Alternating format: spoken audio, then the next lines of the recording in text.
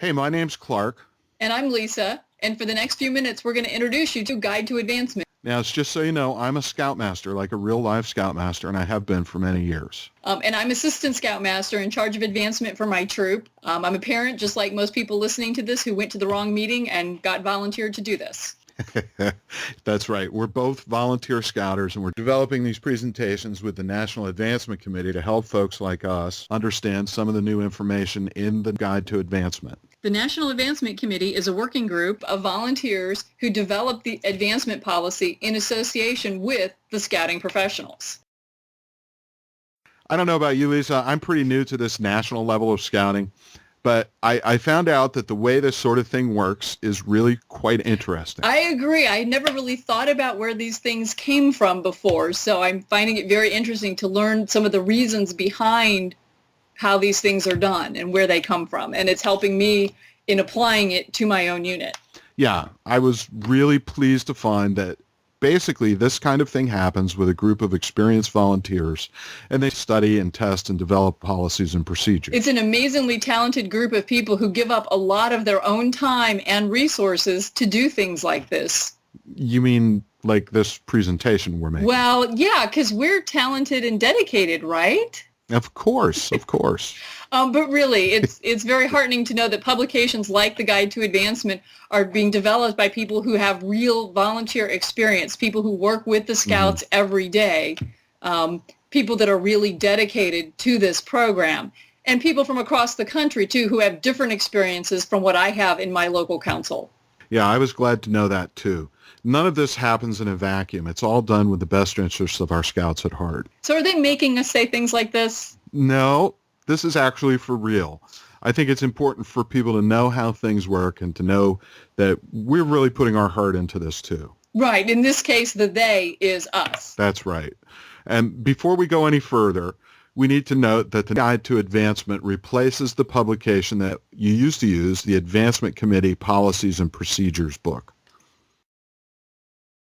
The Guide to Advancement is the official source for administering advancement in all Boy Scouts of America programs.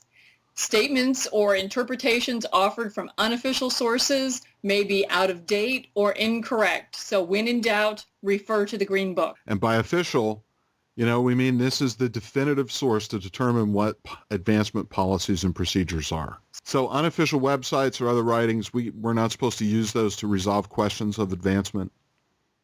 Nope. This is the one source. Okay. All in one place. So what if I read the guide and I still can't figure something out? Well, there are lots of experienced volunteer advancement administrators at both the district and the council level that you can ask questions of. That's a new one on me. What's an advancement administrator? It might be an unfamiliar term, but it's really a unit, district, or council advancement chair, a district executive, or the council's professional staff advisor for advancement. Oh, okay. So advancement administrator isn't a specific position. It's just an easier way to say unit, district, council chairs, district advancement. Right. Yeah. All those different positions are lumped under that one category. So let's say that I go and I ask all those people and they're not able to answer my question. If you have stumped everyone there, you can still go to the National Advancement Team. You can send them an email, and since they wrote the guide, they will have the answers, and they're always willing to help. Okay, but I should check with the local sources first. Yes, it's important that your local resources, hear your questions, know what kind of issues are coming up in the field so that they can help you and so that they can learn as well.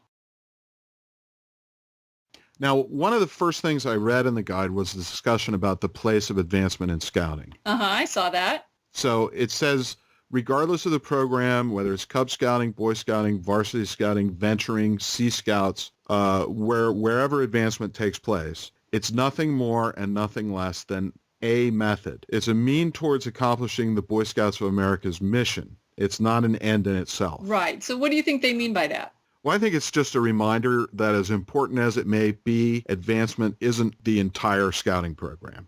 It would be pretty boring if it was. We wouldn't have many scouts left. I know, right? So everything in scouting, every scouting activity moves the boys towards three basic aims: character development, citizenship training, and mental and physical fitness. If everybody who's involved in advancement remembers that, if they recognize that fact, I think we can expect success. If we don't recognize that fact, we've pretty much forgotten the purpose that we're doing all this for. Right. It's important to balance all of this within the 8 methods of scouting. So the new guide has lots of improvements over the last publication. It's been reorganized for easy reference. There's a list of frequently asked questions which are indexed. It has a new approach to active participation in positions of responsibility. It has a number of helpful appendices. And there's a searchable online version and PDF version available. So you can put it on your smartphone and take it with you to your troop meetings. If you must. And speaking of must, one of the other concepts that we have to keep in mind when reading the guide is the difference between mandated procedures and recommended practices. Mandated procedures, okay. I'm guessing that those are rules and policies that must be followed. Mandated procedures are identified with terms like must and shall.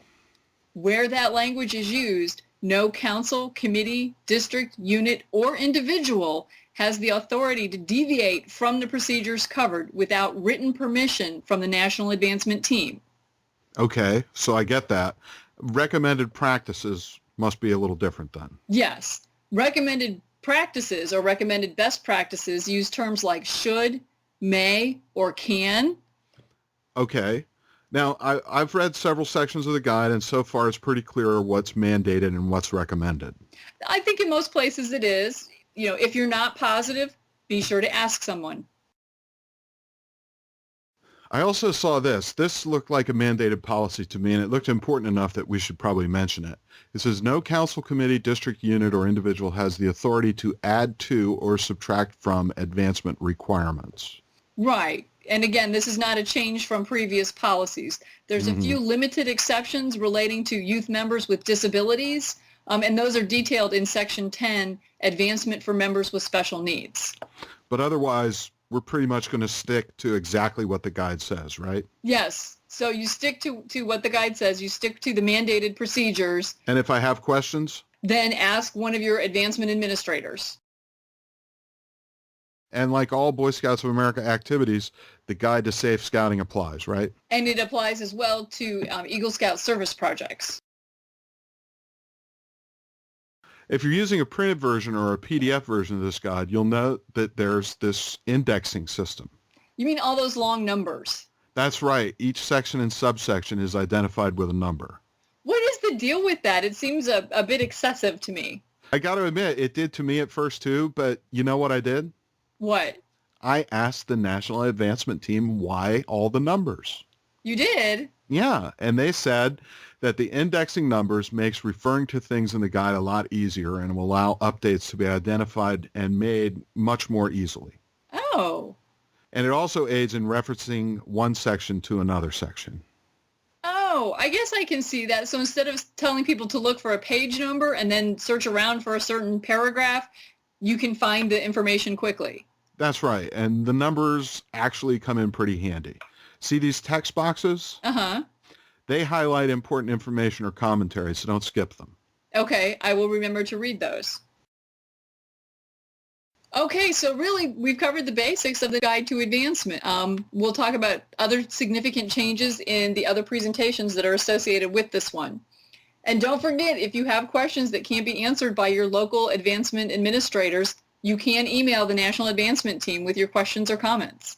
I think you'll find out that the Guide to Advancement is going to be a really valuable resource for you. I agree. It's nice to have everything in one place, and hopefully in listening to these presentations, people won't get too tired of hearing us talk. All right, so when you say us, you kind of mean me, right? I did not say that. I never get tired of listening to myself talk. I know that, but let's move on. All right, thanks, Lisa. Thanks, Clark.